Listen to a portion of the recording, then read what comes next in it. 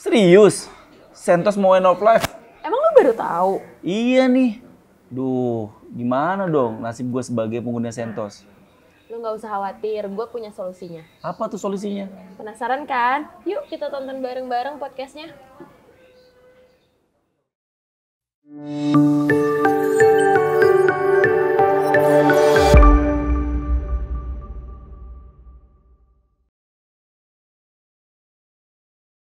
Hai VBers, kita ketemu lagi di VB Talks nih. Seneng banget ya. Masih bersama your VB host Yogi Wardana ya. Di episode kali ini ya, ini merupakan episode yang spesial banget nih karena kita sedang berada di kantor Virtus Teknologi Indonesia. So, thank you banget untuk Virtus ya yang sudah mau kolaborasi dengan VB Cloud. Nah, di VB Talks kali ini kita akan bahas apa nih teman-teman? Kita akan bahas ya, tadi udah ada di video bridgingan, kita akan bahas tentang CentOS ya atau CentOS yang akan end of life nih ya katanya gitu. Apakah benar sih, terus dampaknya seperti apa? Nah, kita udah bersama para narasumber yang luar biasa keren ya. Jadi langsung kita sapa aja. Halo guys.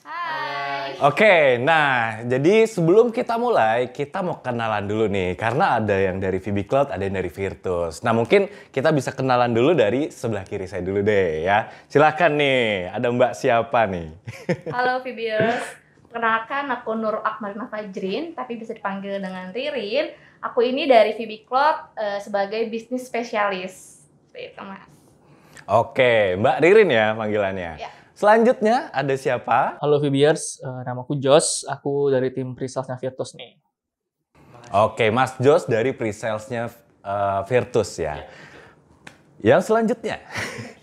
Halo viewers, saya Zani Sawati, saya Solution Arsitek Hybrid IT dari VB Cloud. Oke, Hybrid IT dari VB Cloud.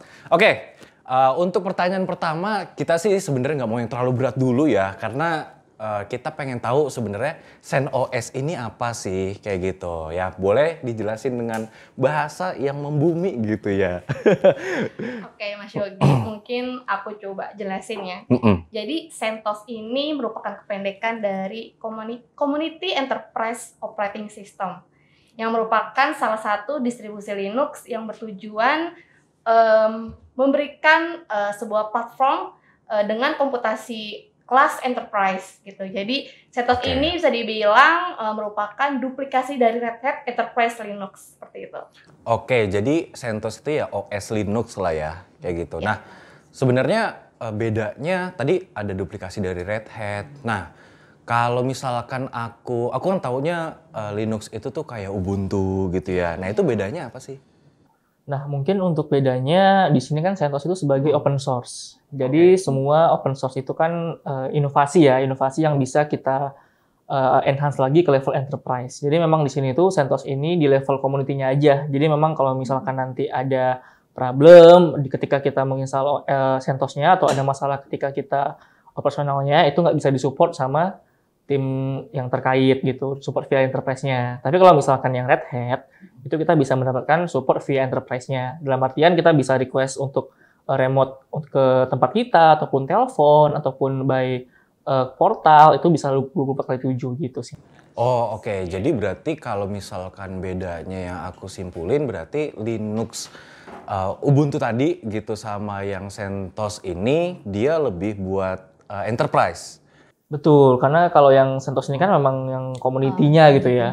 Kalau yang Rel tuh atau Red Hat itu yang enterprise-nya. Kalau yang Ubuntunya? Kalau Ubuntu sebenarnya juga open source juga, community juga gitu sih. Tapi kalau Ubuntu kan dia bawaannya dari Debian ya, jadi secara komen pun berbeda antara Ubuntu dengan CentOS gitu. Jadi sama-sama dari Linux, fiturnya tapi berbeda.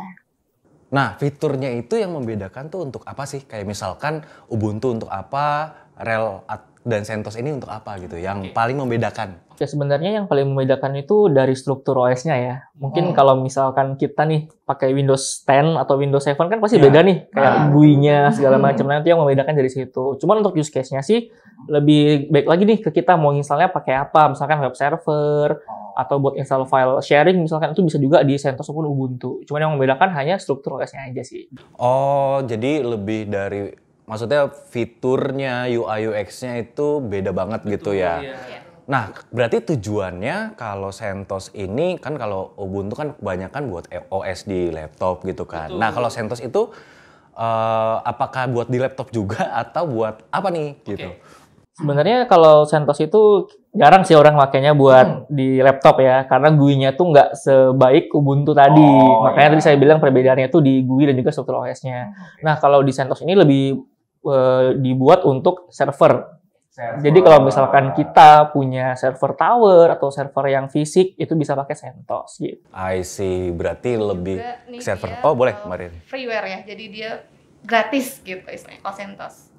Oke, kalau yang Kalau yang sejenis CentOS ini ada yang berbayar berarti? Ada.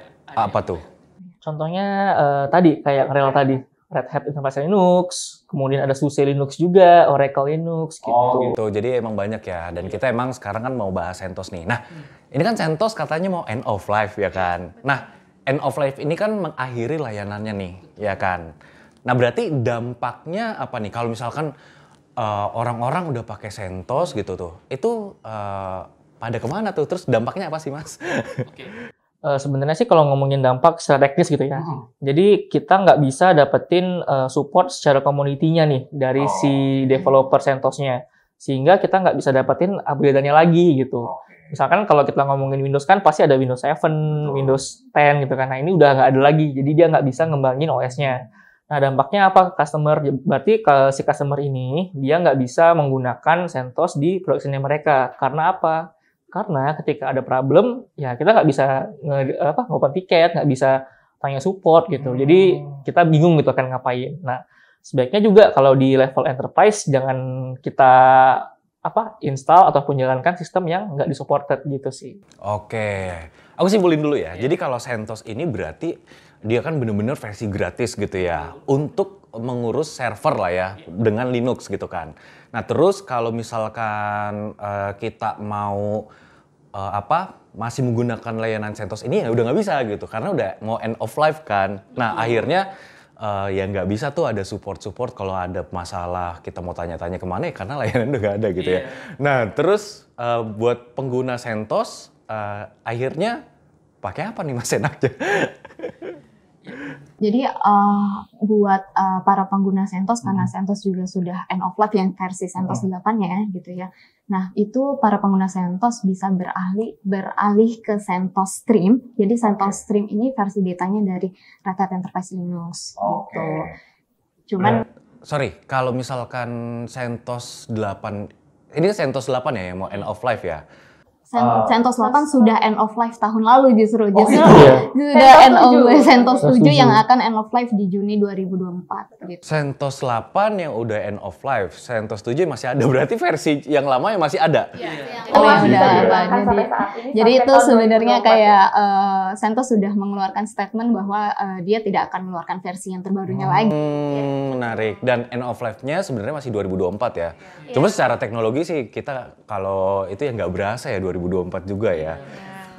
Oke, jadi kita udah tahu ya berarti layanan yang masih ada di CentOS ini CentOS 7 gitu ya. Dan ini akan end of life juga tahun 2024. Nah, aku penasaran sih, emang CentOS nggak ngeluarin versi yang enterprise-nya nih? Mas Jos boleh Mas Jos. Sebenarnya kalau misalkan ngomong enterprise kan CentOS ini kan bawaan dari Red Hat. Jadi memang CentOS ini nggak bisa ke enterprise karena dia bawanya dari open source tadi, community. Nah, yang versi enterprise itu Red Hat gitu. Jadi memang secara compliance dia nggak bisa ke enterprise. Gitu. Tapi ngeluarin ya? Belum ada. Oh belum ada? Iya, adanya malah tadi CentOS Stream tadi yang terbaru sekarang ini. Nah, kalau dari kalian lebih baik gitu ya, untuk pengguna CentOS nih, itu kemana sih? Kalau misalkan solusinya dari dampak end of life ini, ya apa gitu? Solusinya pastinya kita akan mencari sebuah OS pengganti ya, di mana dia bisa menggantikan fungsi dari CentOS ini gitu. Itu banyak sekali, ada rel juga di sini seperti itu sih. Berarti salah satunya RHEL ya. Iya. RHEL itu apa? Boleh dijelasin? Red Hat Enterprise Linux. Enterprise Linux. Red Hat Enterprise Linux, berarti dari Red Hat ya. Nah, Virtus sendiri ini sebagai apa sih kalau Red Hat gitu ya? Sama Red Hat? Di sini Virtus kita sebagai distributornya.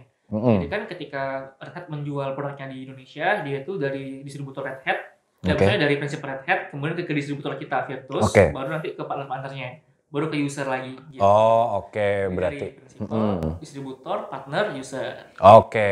Nah, VB Cloud ini sebagai partnernya Betul. gitu ya. Jadi Istilahnya tuh untuk ke end user itu nanti akan dihandle oleh VB Cloud sebagai reseller seperti itu.